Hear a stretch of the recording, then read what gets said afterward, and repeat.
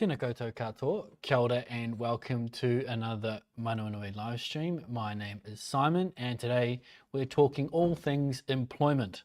A lot of you who use individualised funding are an employer of friends, family, or people you've met in the community who are your support staff, personal assistants, carers, many names for the superheroes in your life. And today we're going to be covering some of the key things that I think are worth talking about for IF users who do employ staff, some things to remember, some key things to look out for. But this is a good time for you to ask any employment related questions. If I can answer it live today, I will.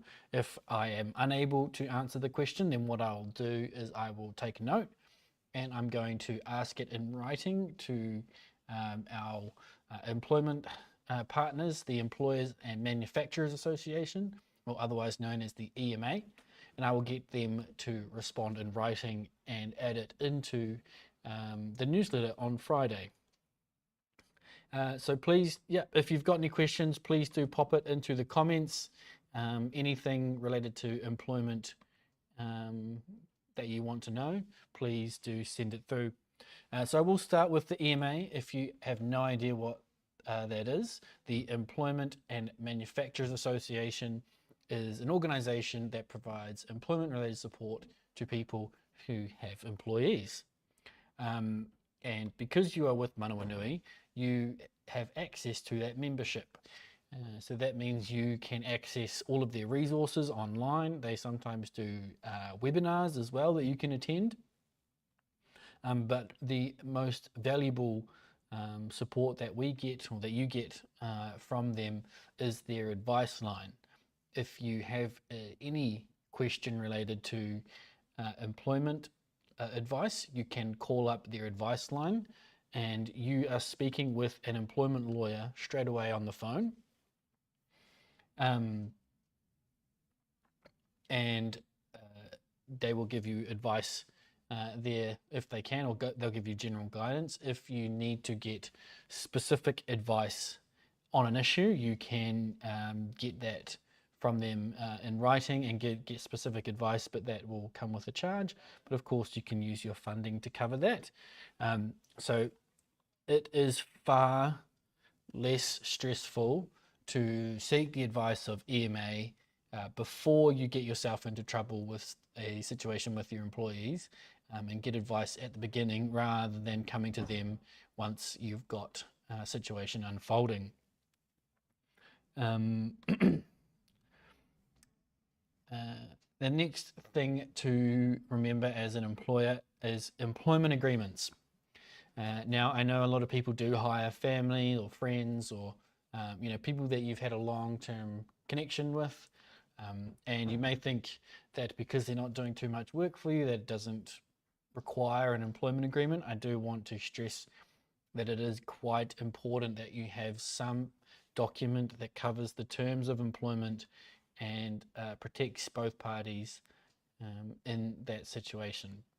It needs to be very clear what their responsibilities are in their role, the amount of hours or their working pattern, the hourly rate. All of that information needs to be nice and clear in an agreement that you've both signed, and have that saved somewhere. The portal is a good place to have that saved. We don't ask for it. It's not a mandatory document when you're adding in employees, but it is so crucial to have a document that covers that working relationship.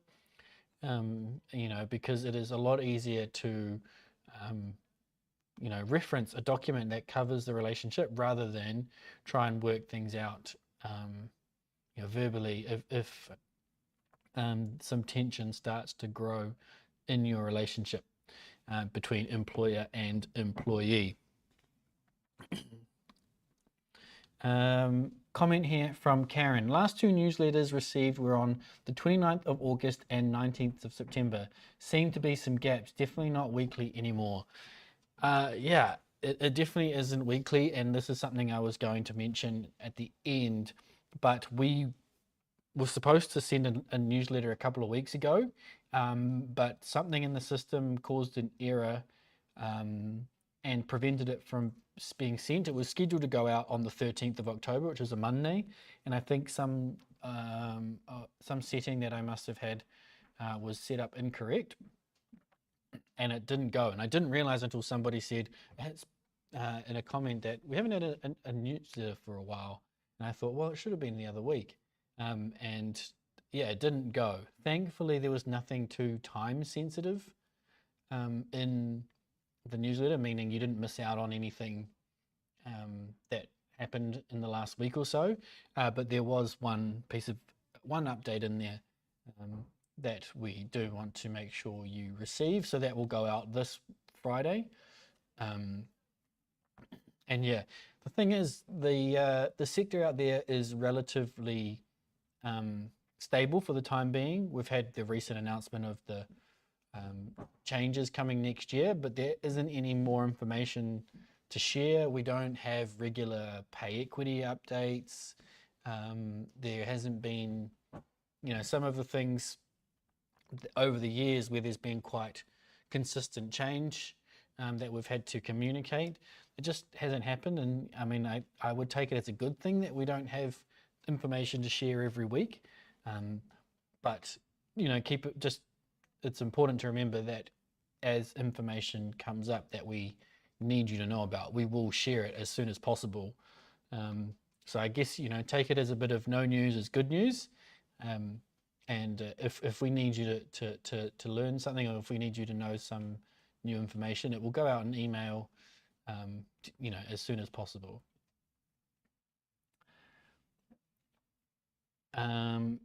Karen says, one thing that catches people out with employing someone is around annual leave. The hourly rate is put aside, but not the employment costs. Also, the sick pay is not accumulated and comes out of budget. Yes, so it is important to know that, and this was one of my points I was going to cover off, Karen, thank you.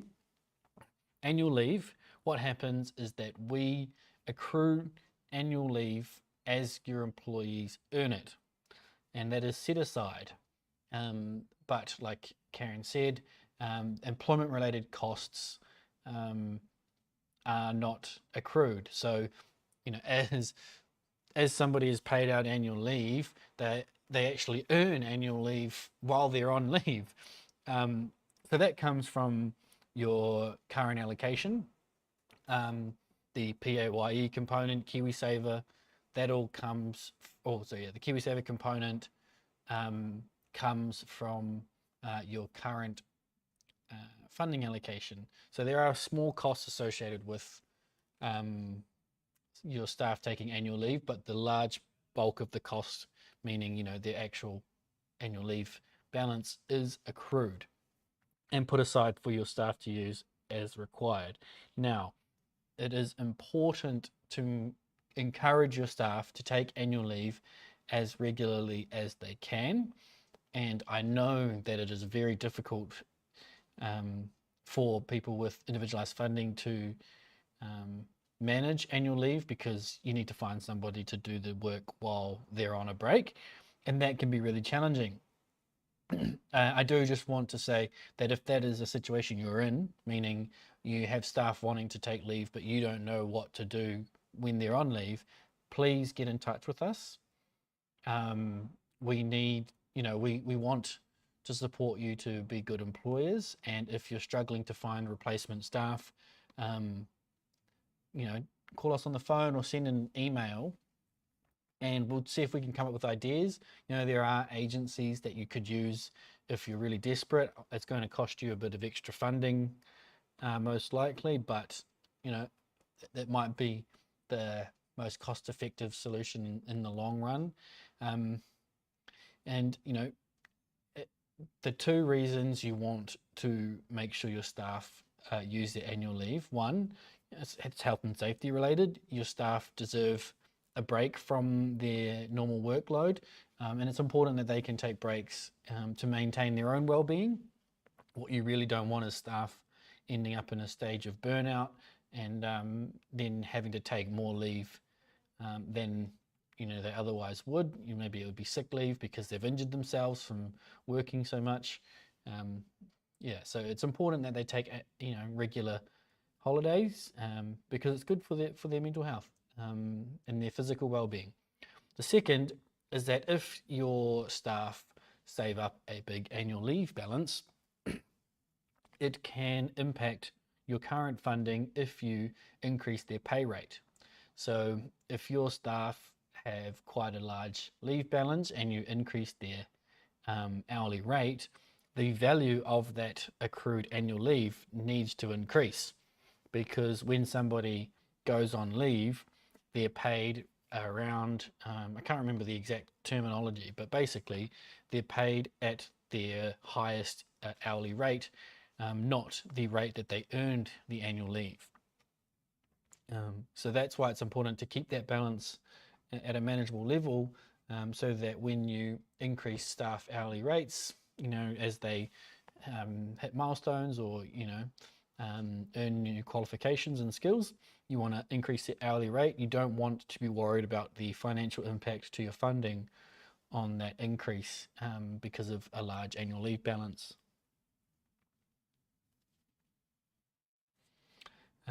Question from Terry. My hours were decreased. Is the hours that he accumulated some paid at the new rate? Yeah, so Terry, that I think your question is what I was just talking about.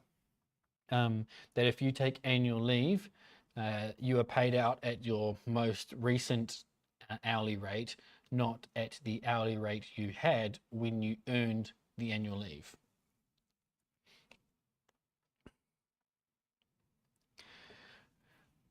The other topic I wanted to cover is employer protection insurance. Because you are with Manawanui, you have the ability to purchase employer insurance with us, or not with us, sorry, through us. We have an insurance broker called Marsh, and they ensure that Manawanui customers can purchase 2 packages or 2 insurance policies as a package. One of them being the employer's liability insurance. And what that protects you from is if any of your staff are injured or receive harm while they are working for you, and that harm doesn't entitle them to support through ACC, that insurance policy can cover those, cover the cost of harm. Now, I mean, ACC does have quite a comprehensive cover for employee injury and harm, but there are small cases where they won't cover, and that insurance could be quite handy. The second and most important policy is employer disputes insurance. Now, this insurance is for a situation where you may have unfairly dismissed an employee, or you have discriminated against an employee. Any dispute that would be discussed at the employment court. That insurance policy covers the cost of your employment law attorney who will represent you through that matter, and also any payout for damages that that employee may be entitled to. Now, there are limits on the amount of lawyer fees and the damages that the insurance will cover, but it is a substantial amount, enough to cover most cases unless it is quite egregious. But the insurance only works if you communicate to us as soon as you believe there is a matter at hand. So as soon as you think that there is a personal grievance coming or some sort of employment dispute, you need to contact us straight away so that we can engage the employment lawyer through the policy, and they will then take over from that point on. It's also important that you document all of those interactions. It's really important if you are having serious conversations with your employees, whether it's about their performance at work, maybe it's a change in their responsibilities or the change to the times that they work. It's really important to have those conversations written down and recorded somewhere, whether it's through an email trail or text message at the very least. But what you really want is a nice clear record of those conversations, what was discussed, what was agreed, or if anything was open for a decision between the two of you. You need to make sure that those matters are clearly recorded, because that information could really come in handy if things were to unravel between the two of you. Just checking here to see if I've missed any other questions come through. Just another reminder, if you've got an employment related question, please pop it through. Obviously try and keep things generic. I don't want anybody to put specific employment details out on social media. But if you've got a question and you want my answer or advice, please pop it in. I'll be happy to cover it for you.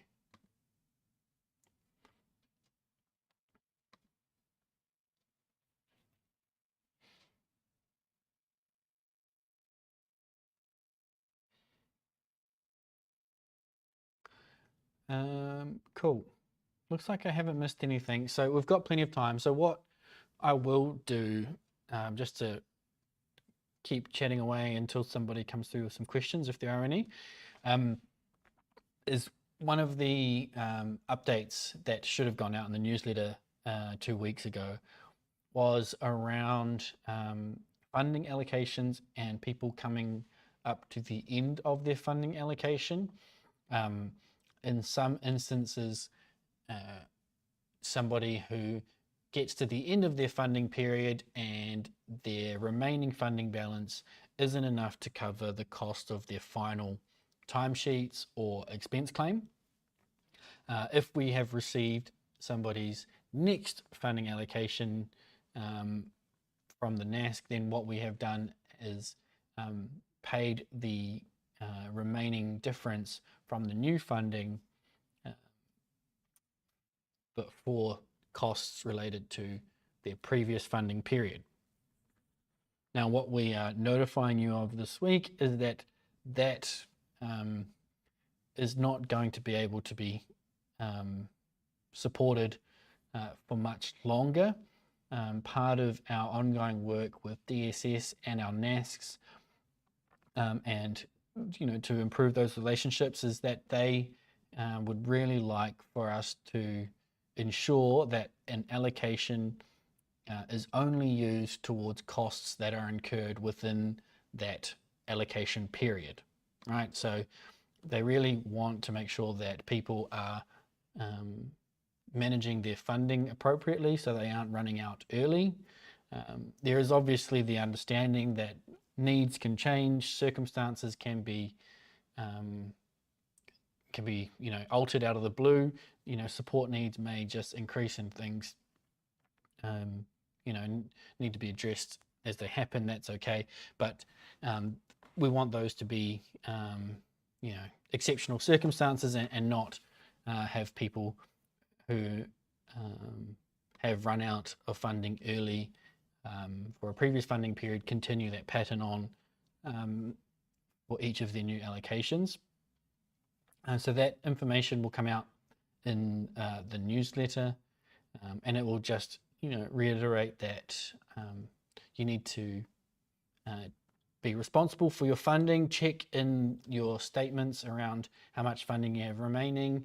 Use the budgeting tab to calculate how much funding you can spend per fortnight for the rest of your funding period.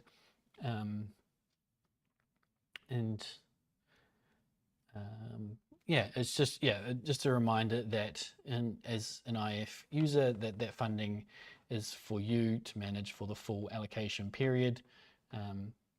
And if you're going to run out, then you need to make sure that you can organise alternative support for the rest of that funding period. Well, it looks like there aren't any further employment related questions coming through, and I have finished up all of my updates related to employment. I just want to reiterate that the EMA is there for you. Please don't be shy in calling them. They are a hugely valuable resource. The ability to speak to an employment lawyer on the phone straight away and get your questions answered, hopefully reasonably quickly, is incredibly valuable as somebody who has to have staff and manage that relationship as their boss. It is a lot easier to get advice before something happens instead of after something happens and you need to deal with the aftermath. So please seek advice before you make any important decisions if you are unsure of if you are doing the right thing. The one thing that is very clear in all of the employment law related cases that EMA send through in their newsletter is that the most important thing for an employer is to follow the correct process. Whether you feel like you're in the right or if you've made the right decision to dismiss somebody or take any sort of action, if you don't follow the correct process to get to that outcome, that can still put you in a situation where the employment court could find you in breach of your responsibilities. Anna has said, do you have a contact number for them? Yes. So it is 0800 300 362, which I am putting into the comments there for you.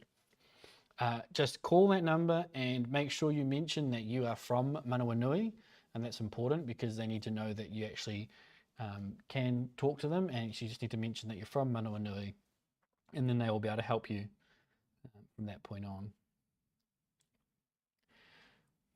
Alrighty, well, nice and short one today. I hope you found the session valuable.